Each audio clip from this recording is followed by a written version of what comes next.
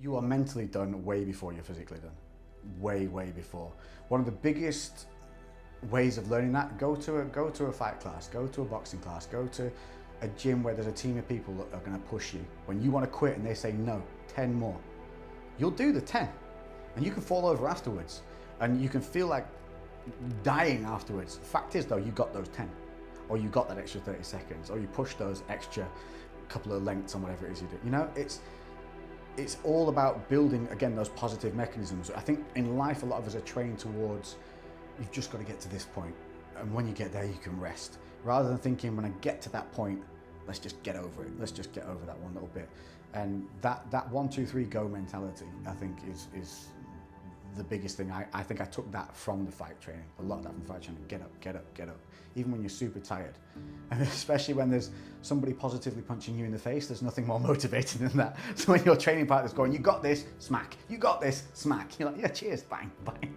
But they, you know, even though they're beating you down, they're elevating you because they're saying, come on, we're still going, let's go. And they're even saying to you, come on, hit me back, hit me back, hit me back. And in the gym, you need to be saying that to yourself. Come on, pick up that weight, pick up that weight. And that's literally what I say to myself. In the gym, I'd walk around going, on your feet. Rather than sitting down at my rest points, on your feet. Pick the weight up. And when I'm counting my 30 seconds, I don't count to 30 seconds and then pick the weight up. I'm picking that weight up at 6 seconds to go.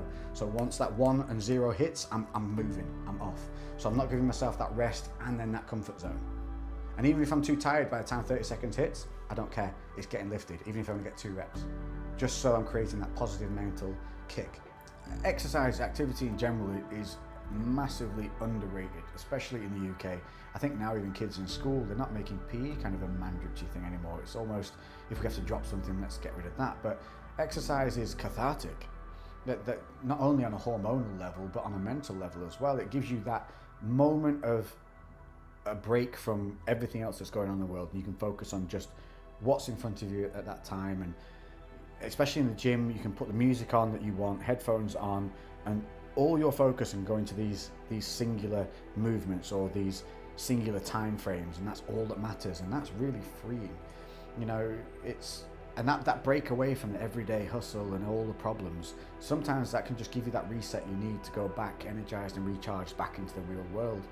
So underestimating the value of being in, maybe even going to just a team sport, even going to a Zumba class, anything just gives you an increase in happy hormones and a break away from the real world.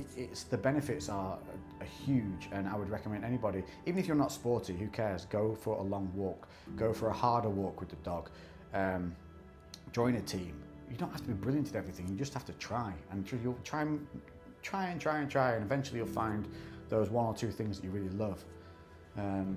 Yeah, I don't know why people, I think we scare people. I think, again, social media scares people into trying things because they see everyone being perfect at something all the time. Trust me, nobody's perfect. You guys have not seen me play tennis. But you know, there's a lot of swearing, but by the end of the day, I'm pretty decent. I always have a little inner voice. And I learnt this through my years of doing like MMA, is it's not something you can be taught, and some people don't have it and some people do. When we were sparring or when we were doing really tough drills with Thai boxing or wrestling, I always had a little voice in my head, even when I was when you're on the floor and you can't get your breath in, you can't expand your rib cage enough to get your lungs full, and you feel like you might throw up. Always a little voice in my head was going, get up, get on your feet, get up, get on your feet. And that's always benefited me, and I've pushed that through into the weight training as well. So I always will count my rests. My phone is not in my hand during training. My phone goes wrapped up in a bag, and all it's doing is playing music. If it beeps or it rings, I don't care, I'm not answering it. This is my time, it's not a long time. Most of my gym sessions are 60 minutes. If I can't take 60 minutes of a single day to myself to focus on something that's gonna make me better, how can I expect to get better at anything else outside of that 60 minutes? This is easy, this is fun. You know, this is what sets you up to go and do the tough stuff that's real. So getting my head down, music on, that music that gives you goosebumps, that music that makes you want to just get up and do something. You need that. That is huge. And a lot of people, you see them sat around looking into space, just not really paying attention, on their phone scrolling. This is the biggest thing you see. Take all that away, take away those variables. Allow yourself to get focused. And eventually it'll become a habit. Eventually you won't want that phone in your hand because it's a distraction. It's taking you away from what you now enjoy. So for me, it's the music, head down, counting my rests, and that little inner voice, which sometimes becomes an outer voice because I've got my headphones on, which are noise cancelling. I literally dig in, and it's always a matter of how long are you gonna allow yourself to rest? And that's always my mentality is, do you need more rest or can you go? Do you need more rest or can you go? And I'll go as soon as I feel like I can go. That might be less than 30 seconds, but the max I give myself is 30 seconds. Unless we're doing crazy strength training, but that's a whole other tangent. But in just the basis of everything, it's like go, go, go. Don't let yourself get lazy. And I enjoyed that. So I've created my own kind of training system that allows me to be that way, which is much more high frequency. And again, but that's adhering to what am I good at? I have the joints. I don't know if these cameras can pick these up. Look, that is the joint of a 12-year-old girl. Look at that. Look at it. That is not designed to do powerlifting. It's just not. And as much as I had a go at doing that kind of strength training and power training, I did get stronger, but I broke. My joints were just getting smashed and they're just not designed for it. So it's okay.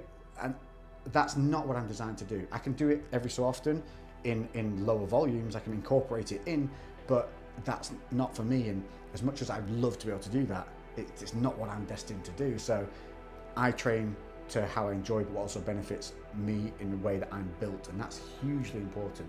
And that's why I think, again, when you're watching people on social media, when you're looking at people, take them as inspiration, take them as motivation, but understand they're a different human being to you. So you take what you like from what they do and you implement it to your way and the way you enjoy, and that's where you'll get that success from. And that's all I do. Good music, head down, move. Literally the reason I put that rule on myself is because I can very easily sit on a sofa and watch movies all day. Like if I allow myself to do that, that's what I'll do. So I am constantly in a battle of because I am my own boss, I'm constantly in a battle of get up and do something, get up, because there's nobody there telling me to do anything. It's all on me. So in the gym, it's the same thing. It's on you. You can look around, you can see what other people are doing, you can have someone personal train you, but no matter what you have, what you pay for, what you buy, what program you're on, at the end of the day, it's down to what work you're putting in. And that's what I do. In the gym, I try and instill those positive mechanisms within the way I think. So real simple one that adheres to the lifestyle of things is I don't count reps in terms of a single number. I give myself a range. I'm definitely hitting that bottom number, but I'm aiming for the top number. And I will try and get there in the best form I can. And maybe the first few weeks I won't get there, but if I keep digging in and I keep pushing, eventually I'll hit that top number. And that's my progression. That's my own little tick box. Yes, we hit that. And now, all it means is the weight goes up a little bit next time, but it's that constant little progression, those constant little tick boxes. And making yourself move, that constant, so when you're counting reps, a lot of people, they'll say, right, you're going to do 8 reps. By the time they get to 6, they're already mentally now going to be tired because they know there's only 2 more to go. So they think, oh God, I'm just going to get 2 more. That's a negative mechanism. So for me, I get to my point where I can't do any more, and then I'll take, wherever I'm at, I'll take the rest point for that movement, and I'll count to 3, and I will get at least 1 more rep. So when I get to my point of I'm done, I count to 3 and do 1 more. So it's that you're not building to tiredness, you're building to 1 more all the time. And so it's that 1, 2, 3, go.